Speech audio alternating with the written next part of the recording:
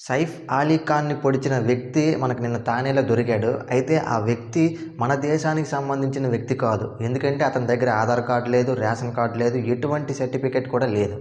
మరి అతనిది ఏ దేశం అంటే బంగ్లాదేశ్. ఆయన గత 5 సంవత్సరాలుగా మన ఇండియాలోనే ఉంటున్నాడు. అతని పూర్తి పేరు మహమ్మద్ షరీఫుల్ ఇస్లాం షెహజాద్. కానీ ఇండియాకొచ్చి విజయ్ దాస్‌గా పేరు మార్చుకొని ఒక ఇండియన్ లాగా ఇండియాలో తిరుగుతూ మన ఇండియన్ సెలబ్రిటీ అయినటువంటి సైఫ్ అలీ ఖాన్ మీద దాడి చేయడం చాలా బాధాకరం. ఇలాంటి చొరబాటుదారుల్ని అడ్డుకునే ప్రయత్నం కేంద్రం మరింత ముమ్మరంగా దర్యాప్తు చేసి ఇలాంటి చొరబాటుదారుల్ని అరెస్ట్ చేసి మన దేశ మనుగడకి ఎటువంటి ప్రమాదం లేకుండా చూడాలి. ఎందుకంటే మనకు తెలిసినంత వరకు ఇలాంటి ఒక విజయ్ దాస్, మనకు తెలియని విజయ్ దాసులు ఎంతమంది ఉన్నారో.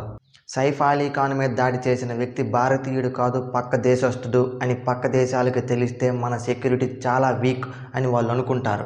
ఇలా అనుకోవడం మన దేశ మనుగడకి మంచిది కాదు అండ్ మన దేశ ప్రతిష్టను దెబ్బతీస్తుంది. అలాగే అప్పట్లో బంగ్లాదేశ్లో అల్లర్లు జరగడం వల్ల చాలామంది బంగ్లాదేశీయులు అక్రమంగా మన దేశంలోకి చొరబడడం మనందరికీ తెలిసిందే.